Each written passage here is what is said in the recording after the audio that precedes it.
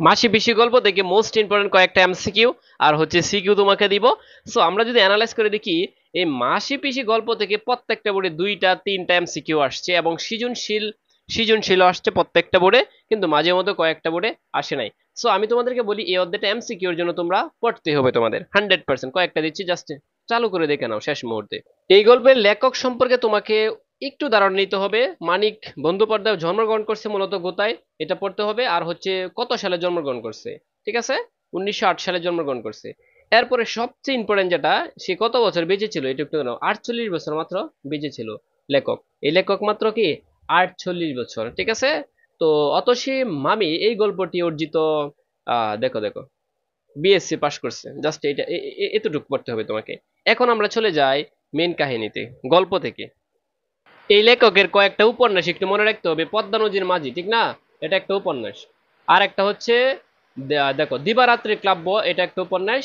আর একটা হলো জননী, ঠিক আছে।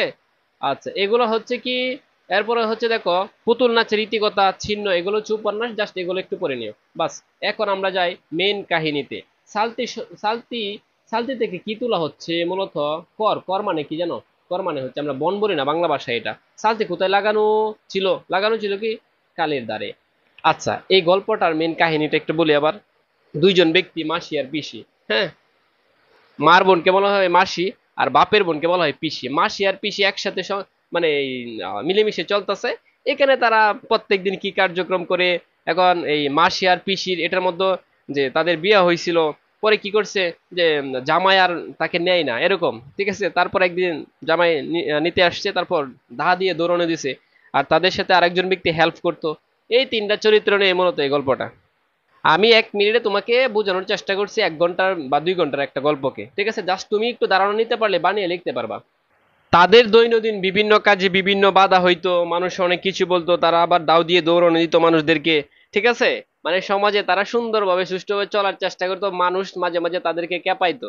কথা বুঝছো? আমরা তো জানলাম মাসি আর পিসি, ঠিক আছে। আর যোগুর বন্ধুর নাম কি? কৈলাস। তার মানে যোগু একজন ব্যক্তি, কৈলাস আরেকজন ব্যক্তি। তো যোগুর বন্ধুর নাম হচ্ছে কি? কৈলাস। এই যে দেখো সুন্দর একটা উক্তি, আমি জাস্ট ইম্পর্টেন্ট গুলো বলবো শেষ মুহূর্তে, ঠিক আছে। এসব এরকম ছেড়ে দিয়েছে যোগু। যোগু কি চাচ্ছে এসব বাদে? কি বুঝাইছে? নেশা পানি করতো আর কি, নেশা টেশা ছেড়ে দিয়েছে এখন। তারপরে দেখো কৈলাসের প্রতিবাদী অন্তরালে মূলত কি লুকিয়ে আছে, মিথ্যা লুকিয়ে আছে বা মিথ্যাচার লুকিয়ে আছে কৈলাসের অন্তরে বা অন্তরের ভিতরের দিকে। গ্রামের বা পতাগত নিয়মে বোঝা যাচ্ছে যে স্বামী যতই খারাপ হোক, মাসি পিসি গল্পে বজ্জাত হোক, হ্যাঁ, কুনে হোক, জামাই তো, ঠিক না, বাক্যটিতে কি প্রকাশ পেয়েছে দেখছো? হ্যাঁ, পতানুগত্য, যেটা হচ্ছে সমাজের নিয়ম। তার মানে এই বিষয়টা খুব ইম্পর্টেন্ট। দেখো বরিশাল বোর্ড 2016 সালে আসছে, এটা আবার ঢাকা বোর্ডে 2023-এ মেরে দিচ্ছে, দেখছো?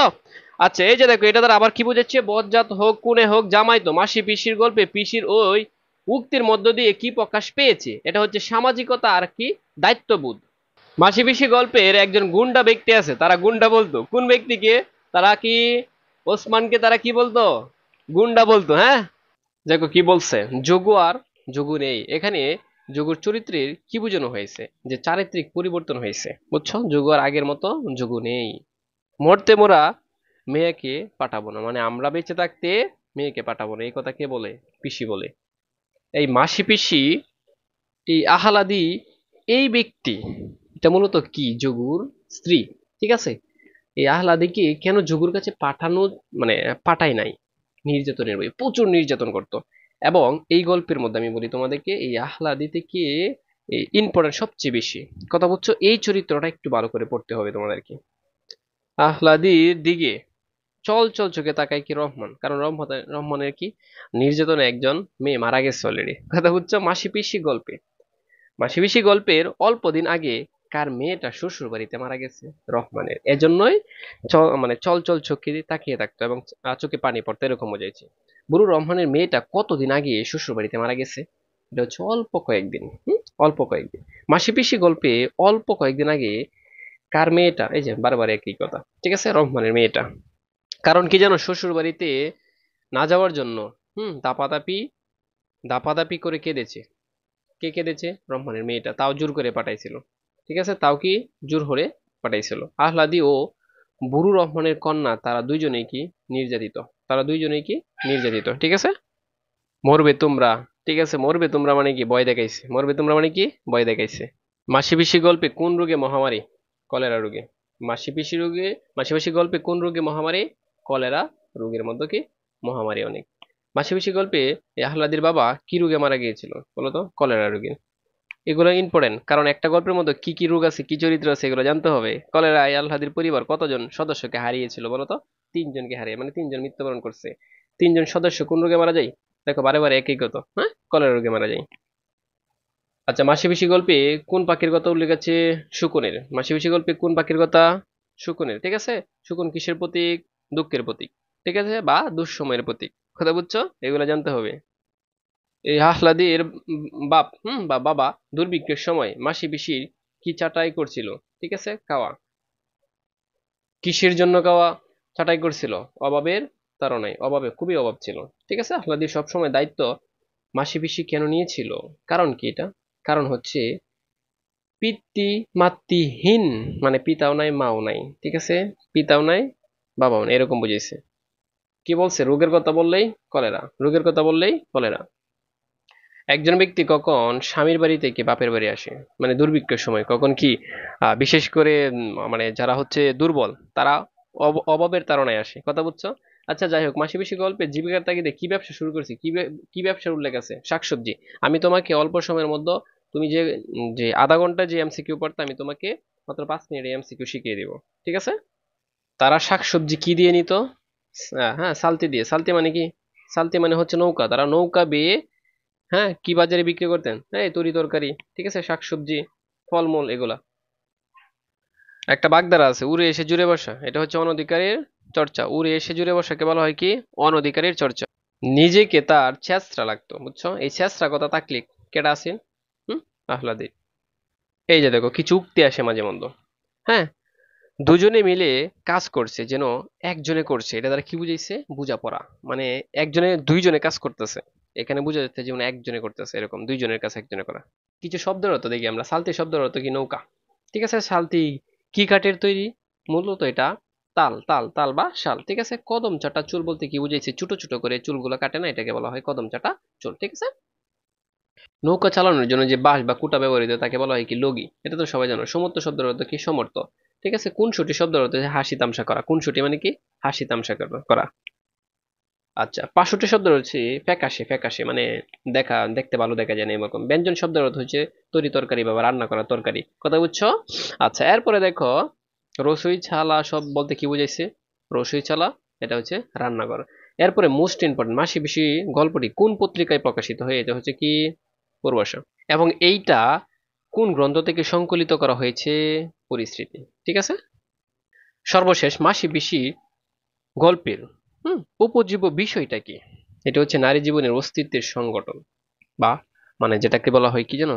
সংকট, খুবই দুঃখ সময়, দূর সময়। ঠিক আছে। প্রিয় শিক্ষার্থী বন্ধুরা, এই ছিল তোমাদের এমসিকিউ পার্ট। যারা এটা থেকে সৃজনশীল পড়তে চাও, জ্ঞানমূলক পড়তে চাও, মাত্র 1 মিনিটে দিচ্ছি এগুলা।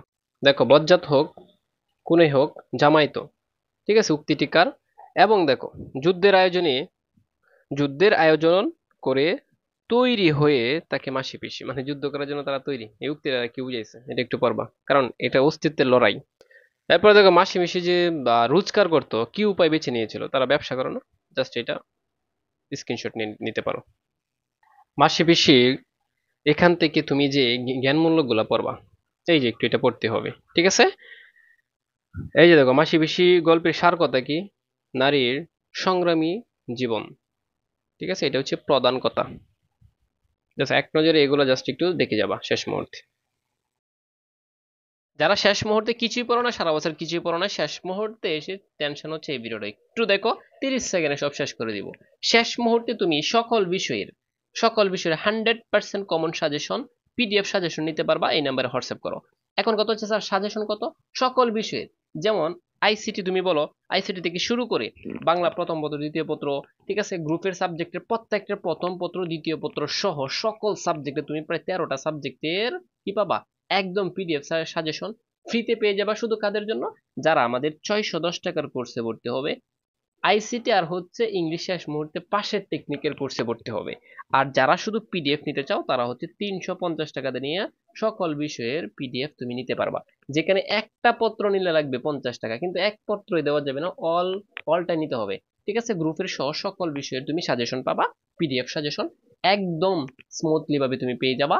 আমাদের এই নাম্বারে হোয়াটসঅ্যাপ করতে পারো এখনই। প্রিয় শিক্ষার্থী বন্ধুরা, শেষ মুহূর্তে যারা পাশের চিন্তায় আছো 100% পাস করবা, জাস্ট আমার একদিনের ভিডিওটা দেখবা, 4 ঘন্টার একটা ভিডিও আছে, ঠিক আছে, আইসিটি, আর হচ্ছে 10 ঘন্টার একটা ভিডিও দেখবা শুধু কি ইংরেজি প্রথম পদ্ধতিতে, বাস শেষ। শেষ পর্যন্ত যারা পাস করতে যাচ্ছ আমি তাদেরকে হাত জোর করে বলবো তারা পরে পস্তায় না, জাস্ট এই নাম্বারে হোয়াটসঅ্যাপ করে যে স্যার আমি এই বছর পাস করতে চাই এবং ভালো রেজাল্ট করতে চাই।